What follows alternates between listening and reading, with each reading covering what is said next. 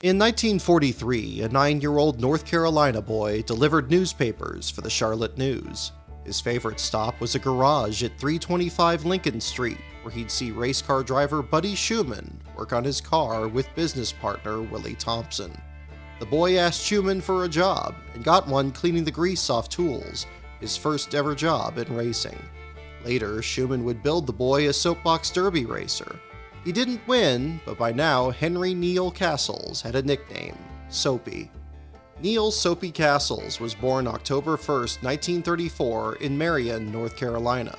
Thanks to his job working for Schumann, one of stock car racing's biggest names even before NASCAR was formed, Soapy earned a valuable apprenticeship as a mechanic.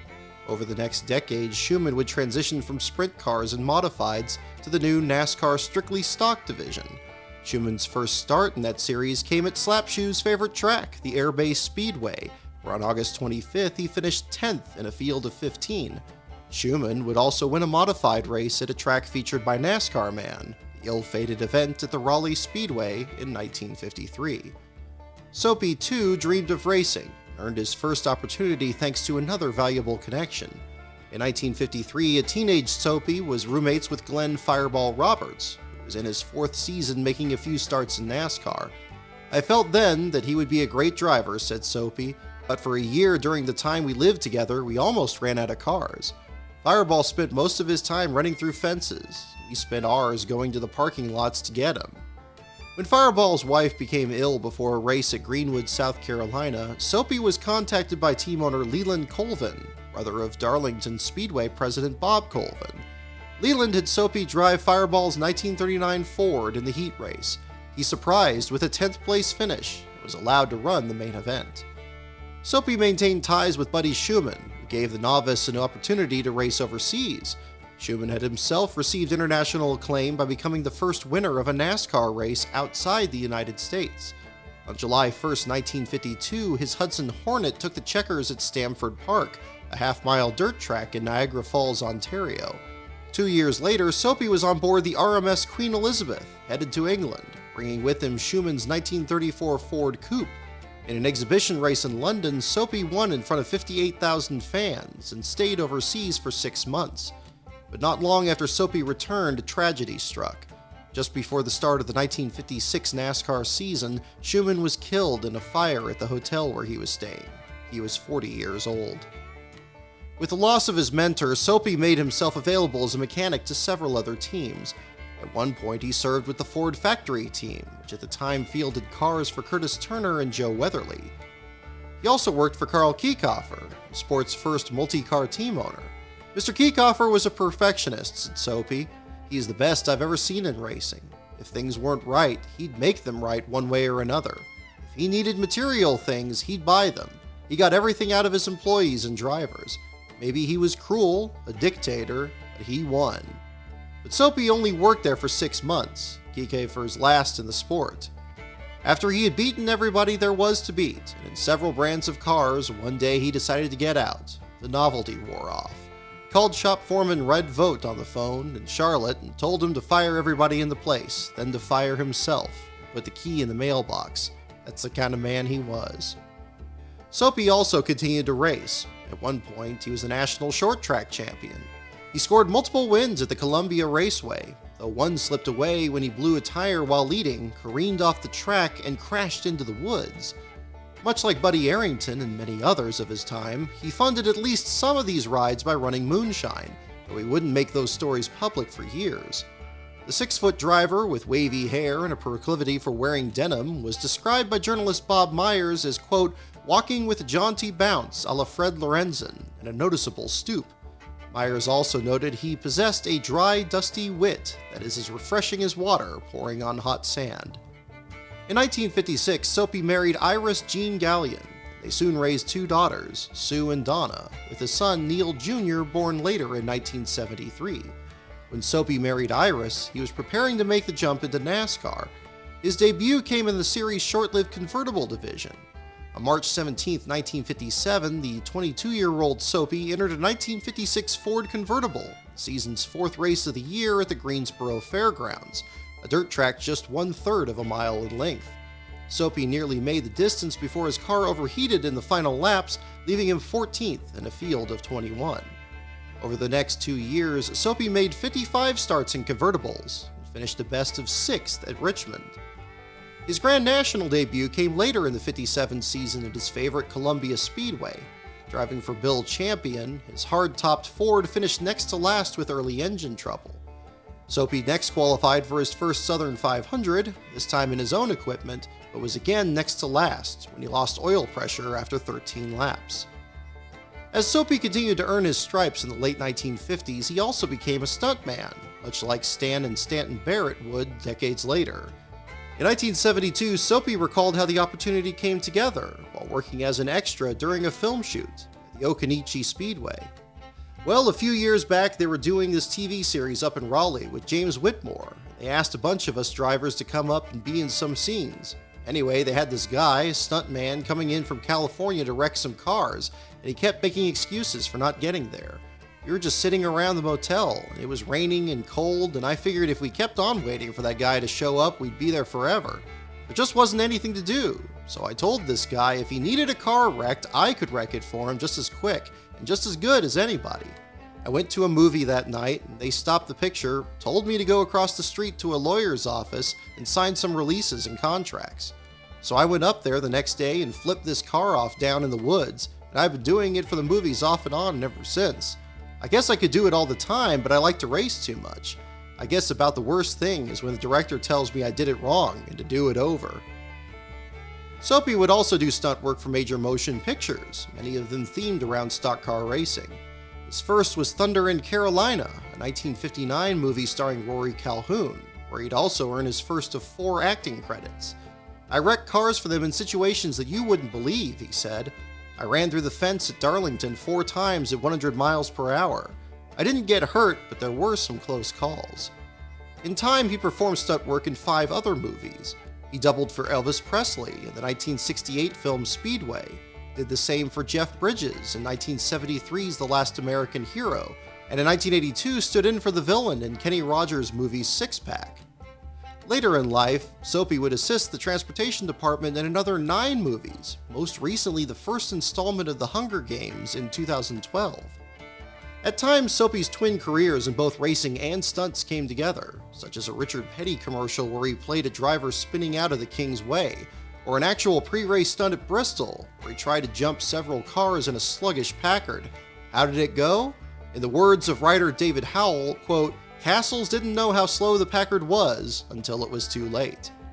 You might think that it's easy to go out and wreck or spin a car, but it's not, said Soapy. You have to teach yourself, because normally when a car is out of control, you try to correct it. For the movies, they want you to keep them out of control. But no stunts were more daring than the racing he did during the early years of NASCAR's Speedway era. There was a time that he lost his windshield, tied a handkerchief around his face, and went on to finish 5th. There was a time he was leading Curtis Turner, but the flagman thought Soapy was being lapped, and so kept waving the move-over flag at him. Kept waving, that is, until Soapy grabbed his gun, which for some reason was in his race car, and, quote, shot that flag out of his hand. Many of these runs came driving a 3rd car fielded by 2 future Hall of Famers in Buck Baker and his son Buddy. While Soapy clearly didn't have the best car of the trio, the opportunity did allow him to run nearly the full schedule for the first time, back when NASCAR sanctioned around 50 races a year. Merely showing up was good enough to place him top 10 in points. Soapy never won in more than 4 years racing for the Bakers, but he did come close. His first top 5 came at Myrtle Beach on July 7, 1963. He finished 4th in the same race that saw J.D. McDuffie make his Cup Series debut in 12th. On June 4, 1966, Soapy earned his first runner-up finish at the Piedmont Interstate Fairgrounds. It was a distant 2nd place, a full 2 laps behind race winner Elmo Langley. A couple years later, a Goodyear tire man teased Soapy, saying he couldn't beat Langley in the upcoming Macon 300. Soapy's chief mechanic stepped in. "Why, if that old son of a gun Langley finishes ahead of us, I'll set his car on fire." No matches were required. Soapy finished 5th that day, with Elmo in 8th. Midway through the 1967 season, Soapy returned to team ownership. This time he bought a Dodge from Cotton Owens, the best car he'd yet owned. He painted the car white with a few red accents and placed on each door the number 06. Debuting the car in the World 600 on May 28, 1967, Soapy finished 36th of 44 starters, out with overheating issues. But this simple paint scheme would become Soapy's most iconic. So much so, in fact, that in 1991, when he was invited to the Winston Legends exhibition race for retired drivers, he ran the same paint scheme, all the way down to one of his only sponsors, Howard Furniture. He finished 4th in that race. Now, through his first decade in NASCAR, Soapy still found himself in the same difficult situation as other owner drivers. It gets very discouraging knowing you can't win. And if you can't win, you lose in other aspects, he said. Parts don't come easy and cheap for independents, and if you don't win, there's not much chance of landing good parts or factory equipment. He was also very much aware of the costs involved. The price of equipment, especially engines, is too high for independents such as I am. A short block and a pair of heads run $3,000. A stock car, with not an extra bolt included, is $18,000. By finishing 7th in the Atlanta 500 and winning the qualifying race before it, I collected $2,100. I wore out a new engine. That's what I mean. But at the same time, he made it clear that he was no start and park driver. I drive to finish, and I like to race, he said. I don't pull behind the wall after a few laps just to collect some money. But Soapy was a master of one unique aspect of NASCAR at the time. In the late 1960s, the starting grid for a Grand National race involved multiple days of qualifying. Each day's session would lock in its 10 fastest cars into the lineup. By Saturday, whoever was left would race each other in a 15 to 25 lap sprint called a consolation race. Winning the consolation netted you $150, while finishing near the front let you fill out the field for Sunday's big race. Only then would anybody be sent home. Daytona still held these races into the early 1980s.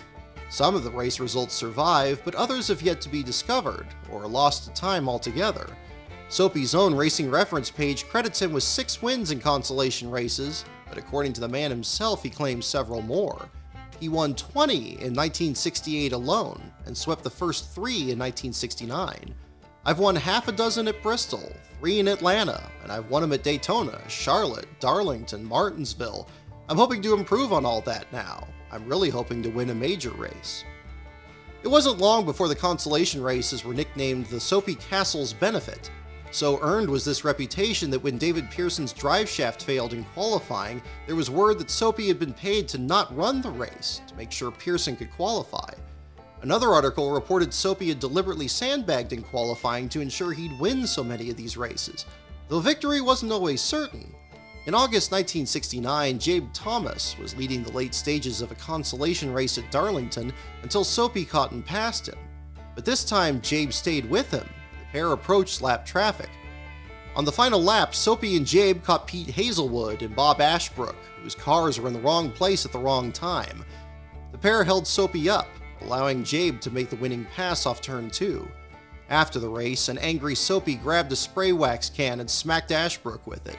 There was word Soapy would have to pay $200 in fines and be put on probation for the rest of the year. The fight had no bearing on filling the field.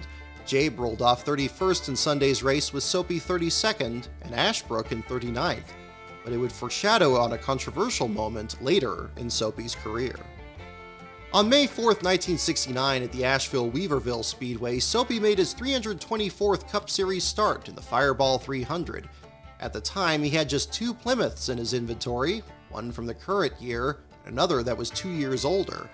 Under the hood of each were engines with a significant deficit in horsepower. I'm running a 404 engine in the 69 Plymouth, and all the rest are running 426s, he said.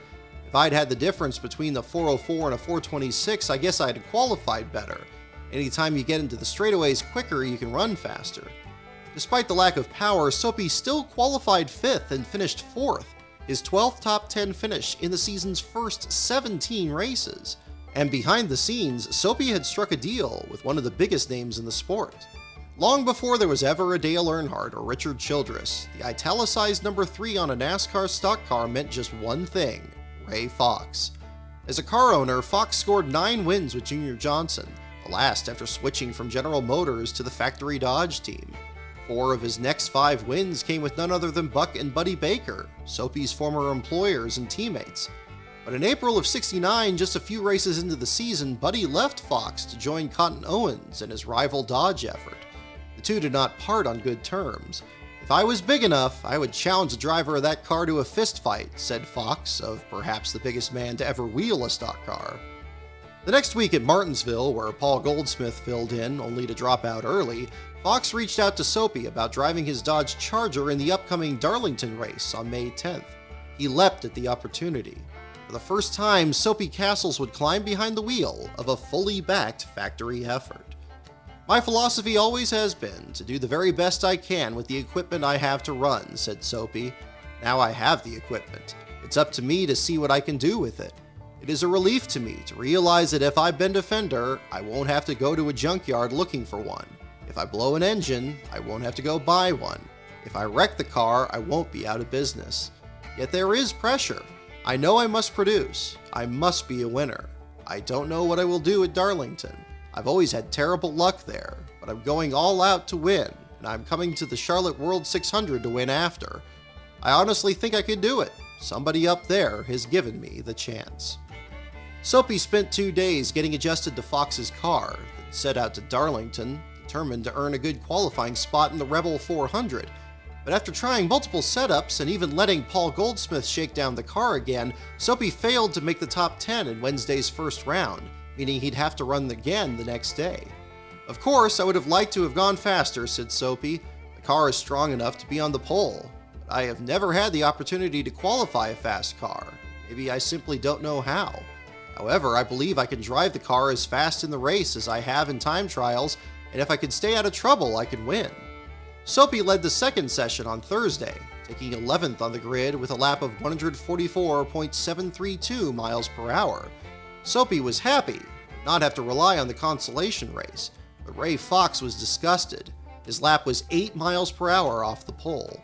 "Maybe I haven't got any business here," said Fox. The team moved forward and focused on Saturday's race, but the engine let go just before the halfway point, leaving Soapy in 29th. Fox was livid, not so much with Soapy as with his own team's overall performance. Just 5 days after the Darlington race, Fox sent a letter to Ronnie Householder, the field director of performance for Chrysler. In it, Fox asked that his racing contract with the company be terminated after the World 600 later that month.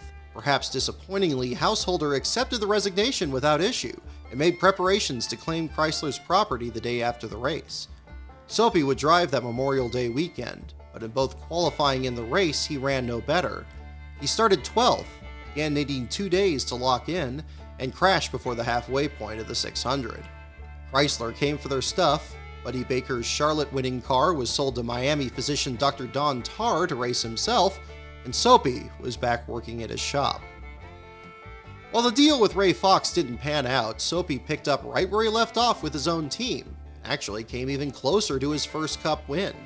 In fact, on May 16th at the Beltsville Speedway, one of the 2 races held between his 2 starts for Fox, Soapy scored the second runner-up finish of his career. Again, he was 2 laps down, this time to Bobby Isaac, who led flag to flag from the pole, but he'd also done so charging from last place on the 22-car grid. Then on September 5th, Soapy led his first laps in a NASCAR points-paying race, his only laps of the entire season, and the most he'd ever lead in any one event. At Hickory, in a 250-lap race named for his mentor, Buddy Schumann, Soapy led from lap 161 to 189 before again Isaac made the winning pass. Isaac got the win, but now by just a single lap over the 06 car. By the season's end, Soapy ranked a career-best 4th in points with 14 top 5s and 30 top 10s in 52 starts, having started every race except the strike-marred inaugural event at Talladega. Soapy's battles with Bobby Isaac carried over into 1970, when both were among the drivers running the aerodynamic Dodge Daytona. Coming into the year, Soapy had 2 Daytonas in his garage, each wrecked by Bobby Allison and completely rebuilt at Soapy's shop, plus a Dodge Charger and a Super Bee. 5 races into the season, Soapy had the point lead, with no finishes worse than 18th. Isaac regained command by May when Soapy led another 6 laps at Beltsville before Isaac got by, this time dropping Soapy to 3rd. 3 days later at Virginia's Langley Field Speedway, Soapy led another 25 laps and finished 3rd again behind Isaac and Allison. Then, on September 30th at the North Carolina State Fairgrounds, Soapy finished in second place for the fourth time in his career, this time to Richard Petty, and in the final NASCAR race held on dirt until 2013. Soapy remained winless and failed to qualify for the spring race in North Wilkesboro, but finished the 1970 season 5th in the point standings with 12 top 5s and 24 top 10s. Isaac took the title. During this time, a few other drivers drove for Soapy, including Bobby Allison and both Buck and Buddy Baker, but none of them could win either. Buddy came the closest. On July 18, 1971, Buddy led 3 times for 34 laps of the Northern 300 in Trenton, New Jersey. This was not only the most laps one of Soapy's cars ever led, but the most times it had taken the lead. Richard Petty got by for the final time with 90 laps to go, after which Petty battled with Pete Hamilton to the finish. Buddy passed a fading Hamilton in the final laps and closed to within 23 seconds of Petty by the checkered flag. The 1971 season saw Soapy lead his final laps at Hickory, then earn his 51st and final top 5 finish at the Middle Georgia Raceway, where he ran 4th, a full 14 laps behind race winner Bobby Allison. He escaped an engine fire at Atlanta, one of 22 DNFs in just 38 starts, ranking him just 22nd in the point standings. "It's a known fact that you can't outrun money," he said. "As long as you have racing, you're going to have a few drivers who have the money and will run faster than anybody else." But it was after this most difficult season, NASCAR presented a new opportunity. The Winston Cup Series schedule for 1972 would see a significant reduction, eliminating dirt tracks, mandating a minimum race distance of 250 miles on the ovals, and beginning what became known as NASCAR's modern era. With so many tracks eliminated from the schedule all at once, each with their own dedicated fan base, the decision was made to start a separate NASCAR series exclusively for these tracks. Thus, the Grand National East was born. Having now raced everything from convertibles to sportsman and grand touring cars, Soapy joined immediately. He finished 4th in his series debut at Hickory, then on April 1st, 1972, faced a familiar foe. Not Bobby Isaac this time, but Elmo Langley. Soapy and Elmo started on the front row, with Elmo running borrowed tires. Both were the class of the field, leading all but 7 of the 200 laps between them. On the final lap, Elmo was out front, but second place Soapy was on the attack. He caught Elmo's Ford in turns 1 and 2, then came off the corners side by side.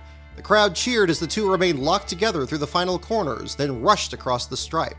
By just 3 inches, the win went to Neil Soapy Castles. "I could not have done it without Tiny Lund's help from his pit crew," he said. "Those pit stops helped. Elmo put on a heck of a good show. I think the world of him. I appreciate everything. It's great. I ran as hard as I could. I felt like I could catch him when I wanted to. We had been racing close together for a long time, but you always get that urge to win. The car ran as good as it ever has. There was no trouble. I knew I could get under him. I knew I could do it. Winning, that's the name of the game." David Pearson also congratulated him. "It was a great race," he said. "I'm very glad for Soapy. He sure hung in there." So new was the experience of winning that Soapy wasn't sure if he should wait to sign the release for his share of the purse simply because he didn't have his wallet with him. The crowd swarmed him as he lit a cigarette and stayed after to sign autographs. They would be there again at the Smoky Mountain Raceway on May 14th, where Soapy led 43 laps and won again, this time over H.B. Bailey. Yes, Soapy had still yet to win a NASCAR's Winston Cup Series, but in the latter years of his career, these victories were every bit as meaningful. Unfortunately, Soapy's 1972 season would also be remembered for a far different reason. In a feature published August 4th for the Anniston Star, Soapy revealed that he'd hit a sports writer during a confrontation in the Atlanta garage area.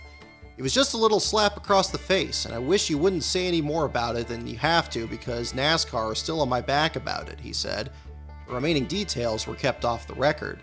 But by August 12th, those details surfaced. The reporter involved was Winston-Salem Journal writer Russ DeVault, who had written an article about the private driving records of active NASCAR drivers, including Soapy. Somehow, Soapy had caught wind of the story, and in the Atlanta garage on July 21st, crossed paths with Russ. An argument followed, during which Soapy grabbed the story from Russ. "I tore the story up, and he got right up in my face using some pretty strong language. I just sort of slapped him." Word of the story reached Joe Hawkins, the stadium manager at Bowman Gray, which would host an upcoming race on the Grand National East schedule. On July 31st, Hawkins reached out to Soapy, urging him to apologize. When Soapy didn't respond, Hawkins sent a telegram to Soapy on August 12th. In it, Hawkins said if Soapy didn't apologize, he wouldn't be allowed to run the East race at his track. Hawkins did so under a precursor of NASCAR's nebulous Rule 12.4a regarding actions detrimental to stock car racing. At the time, the rule enabled not just NASCAR, but any promoter to refuse entry of any car, driver, or another in violation of the rule. This was critical, as NASCAR had already fined Soapy $250 for the altercation. Now, Hawkins was levying an additional penalty of his own. Hawkins had leverage to make his stick. With just an 18-point lead over arch-rival Elmo Langley, Soapy couldn't afford to miss a single race, or he'd all but surrender the championship, the $10,000 that went with it. Regardless, Soapy's still prepared to run the race at Bowman Gray. "I haven't decided what I'll do at the present," he said. "I do know I am going to Winston-Salem to race. If they won't let me race, if that's their way of doing business, that's all right with me. I just think it's kind of underhanded, though." As pressure continued to build, Soapy also hinted that he'd take his talents elsewhere. "I don't think this little Mickey Mouse thing is going to affect the way I race," he said, "but if they don't want me up there, I can always go someplace else and race next year." With the telegram made public, the media did what it often does. Soapy's slap became a punch. The will he or won't he about the apology was treated as though it was the most important story of our time, and pertinent questions like why Russ felt compelled to write such a provocative piece in the first place were completely ignored. The humiliating affair culminated with a very public meeting at a Winston-Salem restaurant. "I'm doing exactly what Mr. Hawkins said because he's holding the axe," said Soapy. "Russ, I apologize." "I accept," said Russ. Soapy started the race, won the championship, and the following year was voted the East Series' most popular driver. The Grand National East Series folded in 1974, meaning Soapy now had to focus on a rapidly changing Winston Cup Series. Factory support for teams was on the decline, replaced by corporate sponsors. And like many of his counterparts, this was too big of an adjustment, too late in his career. "When the factories were in it, he had a lot more hot cars," said Soapy, "but sometimes I think the independent drivers fared better too. We could buy secondhand stuff pretty cheap from the factory drivers, but now the faster cars are running the used stuff themselves. Now the independent drivers have to spend more money for new parts." After the start of NASCAR's modern era in 1972, Soapy made just 53 more starts, and of those, he finished under power just 9 times. "An independent, a guy who does most of his own work on the car," he said, "can't hardly compete anymore. Some of these teams like STP or RC Cola think nothing of popping $200,000 into a car just for the advertising. But for the independent, there's not enough money in the purse to cover the cost of coming to the track. I could show you 10 cars in the garage right now, 10 good cars, which are for sale. I'd sell my 2 cars in a truck in a minute if I got a decent offer. It's rather disgusting to go to the track and know your car isn't even capable of winning." While there were still many other independents in the sport at the time, it was revealing that Soapy, a championship contender just a couple years earlier, was now suddenly facing the same struggles that others would in the coming years. Soapy did what he could to stay active in the sport. On October 5, 1974, Dale Earnhardt drove one of Soapy's cars in the late model sportsman race at Charlotte. Earnhardt finished 13th in what was his first ever start at the track. He'd make his Winston Cup debut there the following May, driving for Ed Negree. In 1975, Soapy attempted a manufacturer switch to Chevrolet, the last factory effort still in the sport. He also gained an investor in Del Reeves, the Dean Martin of country music. Reeves had racing ambitions of his own, looking to follow in the footsteps of Marty Robbins.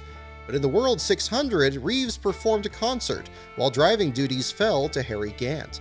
Gant, making just the 5th start of his own Cup career, qualified 11th, only to lose the engine in the final 100 laps. But Soapy's operating costs were still too high. In 1976, he split time driving for his own team and for the number 5 entry, fielded by part-time racer Doc Faustina. His 498th and final start came at Dover on May 16th, where he finished next to last with early clutch issues. Soapy's team would make its final start in the following round at Charlotte, again in the World 600. Finishing 38th was none other than Soapy's championship rival Bobby Isaac, the 308th and final start of his own career. With that, Soapy sold his race car, his shop in Charlotte, and moved to Lake Norman, where he bought a marina and renamed it Castle's Pit Stop. When he wasn't performing stunts, he'd meet with some of his fellow racers like G.C. Spencer and fish with his family. When Soapy's kids kept losing their bait, he and some friends invented the Aqua Trap, a spring-loaded hook with a hair trigger. For all intents and purposes, Soapy had retired from racing, though he denied this outright. Retired, he said in 1978? I haven't retired. I'm just not going to go in the hole to race. If the backing returns, it'll only take 8 days to build a car from scratch. In May 1965, a crowd of 7,000 people at the new Asheville Speedway raised nearly $1,000 to help an ailing child. The fundraiser was for Patrick James, a 13-month-old stricken with cancer, to transport him to New York for treatment. All the drivers passed their helmets through the crowd, starting with Soapy. If we can't raise enough money right here tonight to send that boy to New York, then there's something wrong with racing, said Soapy. I've got a couple of little kids myself, and I couldn't stand to see any kid deprived of a chance to fight for his life. In his later years, Soapy would fight the same battle. Just a couple miles from their home in Pine Island was Paw Creek Terminal, a fuel storage depot built by Exxon in 1950. Soapy had bought Paw Creek to open a service station, only to discover that the earth was contaminated from leaky tanks left under the property. Since Paw Creek opened, a reported 1.4 million gallons of fuel had leaked into the soil, then leached into the groundwater. While the Castles won a lawsuit against Exxon, Soapy was exposed to such an extent that he was diagnosed with cancer, complications from which he dealt with for the rest of his life. On August 4, 2022, nearly 3 years after the death of his wife Iris, Neil Soapy Castles died at age 87. Before he passed, Soapy completed his memoirs with Perry Allen Wood, author of Declarations of Stock Car Independence. Neil Soapy Castles' memoir of a life in NASCAR and the movies remains in print with these and many more stories. Thanks to that effort, Soapy's memory lives on, both his work behind the wheel and in front of a camera. In America, there exists a sport that is driven by the fans. They are why everyone works so hard, on the teams and at the tracks, in front of the grandstands and behind the scenes, to give the fans the greatest race possible. NASCAR fans deserve the best, starting from the high banks of Daytona, all the way to the shores of California, and at every race in between. NASCAR fans, you're the reason for our success. Thanks.